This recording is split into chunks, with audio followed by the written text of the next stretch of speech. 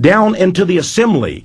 And that channels all of the prince of the power there, all of the energy forces from the cosmic gods and goddesses into the German Reichstag. So they added that feature, that satanic feature, to the architecture of the Reichstag.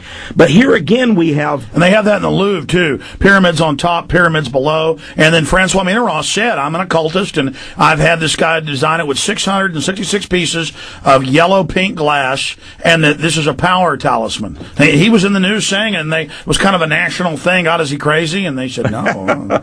I have a whole lot on the architect. I am Pi, Chinese American. By the way, he's doing a lot of projects in Red China today. He also, I think he was a designer of the Kennedy Center. But I am Pi specializes in pyramids. And he did build, and it's odd to see this ancient King Louis the 14th palace, the Louvre Museum, and right in front of it is an Egyptian pyramid of crystal glass. But it's interesting that Mitterrand, according to Le Monde, that's the Paris newspaper, The World in English, Mitterrand went to the top of a sacred mountain in the Pyrenees. And there he beat on drums and set Lotus Lake. And remember, this is the president of France. He has the ability to destroy much of the world with the nuclear weapons of France. So they got more than 1,000 nukes. And he beat the drums to evoke the spirits to come forth. And they instructed him to build a great pyramid. Now, this is no different than an American, a billionaire named Isaac Tigret, who went to the Great Pyramid in Egypt and spent the night in the Pharaoh's king's chamber in the very middle, and at the stroke of midnight, according to his testimony, and by the way, I have a picture of Isaac Tigret in this book. Isaac Tigret says a great light came, and a voice said to him, build a pyramid like this in the United States. So he went to the sister city of Memphis, which is Memphis, Egypt, Memphis, Tennessee, and he built the Great American Pyramid. What page is that, Texe? I want to show them that. It's amazing. I don't remember the page of that, but it's probably in the first 50 pages or something. I remember. 624 pages. It sort of sometimes escapes me. There's so much here, but I believe you'll see on the right-hand side there a picture of Isaac Tigret. Isaac Tigret I'll find is the founder of Hard Rock Cafes, the chain. And he, of course, worships Sai Baba, the Hindu guru, and so forth. But he also owned the Phoenix Suns. Now get that sun. Remember the sun god motif of the ancient mystery religions.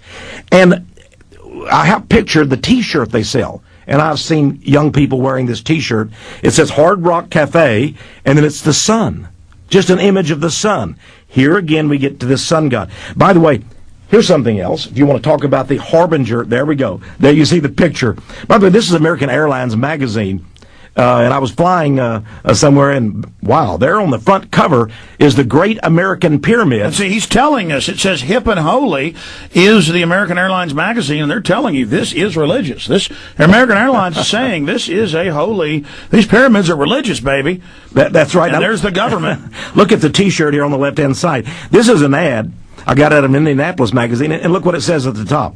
Revolution, anarchy, rebellion.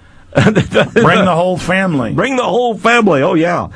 By the way, the interesting thing about this Great Pyramid is that rumors began when this was built that Isaac Tigret, this billionaire, owner of the Phoenix Suns, this is one of the richest guys in America, that Isaac Tigret had the engineers and the builders to place a small sealed a metal box right at the very apex, way up at the top, hundreds and hundreds of feet up.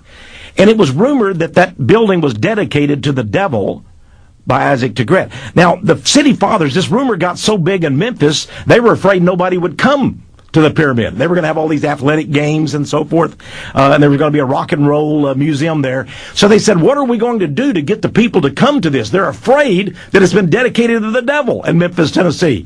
So they made fun of it. Now listen to this, Alex. They made fun. They said, can you believe these crazy people out there, conspiracy theorists, are claiming this was dedicated to the devil? They're claiming there was a strange box that was planted at the very top and welded down. So they made a big deal of it, the mayor and the city council, ha, ha, ha. And they sent their engineers up with the newspapers, the cameras moving in the local channels. Guess what? They said, we're going to show you there's nothing there. They found the box. They took welding torches, they brought it down, they opened it up. And, boy, they were shocked. There was a velvet patch in there. A bag. They opened up the bag, and there were artifacts.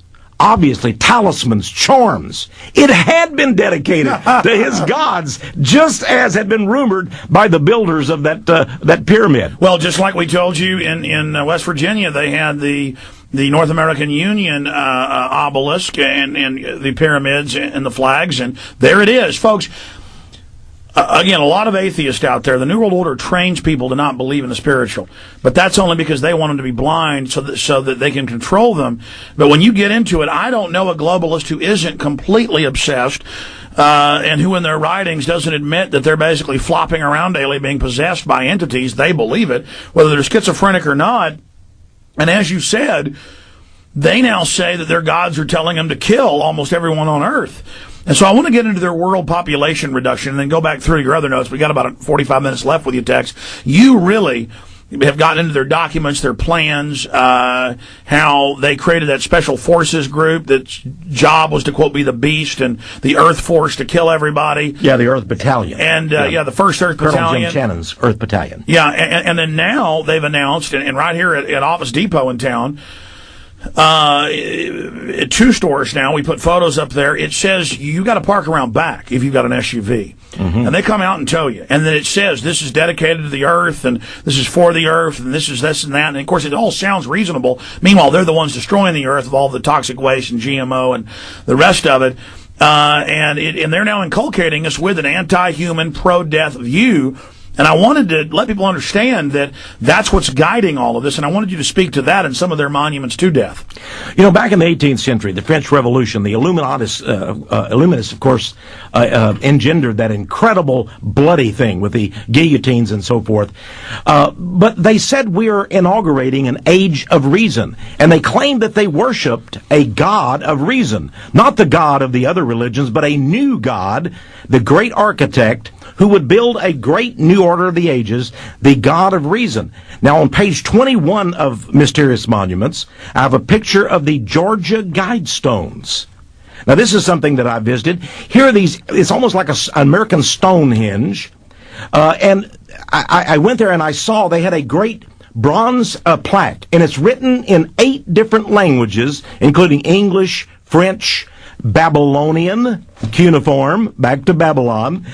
And they said, let these be guide stones to an age of reason. Now remember, this is a new thing. Remember what I said, that the Illuminati elite signal future events through architecture. They built these Georgia guide stones near the little town of Everton, Georgia. They spent many millions of dollars. And the first of the 10 guides, these replaced the 10 commandments, you see, for this new environmental world order. The first one says that the world must be reduced to 500 million people so that mankind will be in harmony perpetually with nature. Now, since there are 7 billion people on this planet, all they have to do is massacre 6.5 billion to make it a sustainable. They use the word sustainable, and they say 500 million is the most this planet can sustain. And now the Pope came out today and said we must be sustainable. All the other big, they've had both Pat Robertson and Al Sharpton get together and say we agree. Newt Gingrich has come out, whose favorite people are the communists, Alvin and Heidi Toffler, saying that they, are saying global warming's real. We've got to have a carbon tax on all human activity. And they say that Al Gore's going to have a 10 million man youth brigade they're now recruiting, who is going to enforce that as well. I had a good friend the other day where she worked. She mentioned that she didn't believe in global warming. And a lady that worked there, right, and they've been friends for years, in the desk next door, got up and screamed at her, "How dare you not believe in global warming? You're a monster!" And started calling her names. And it was like a religious fervor. How dare you? You must believe in global warming. Don't you understand? We've got to save the planet. We've got to save. Well, they're now saying in the nature. U.S. and England that we need to be arrested. We'll talk behind the scenes more about this right now. Yeah, Tex, that is the incredible part about this, is that I'm not getting this from myself looking at it and guessing. They say that they're going to control our lives, micromanage everything we do. We'll have how much resources we can have on a card. That will also track everything we do.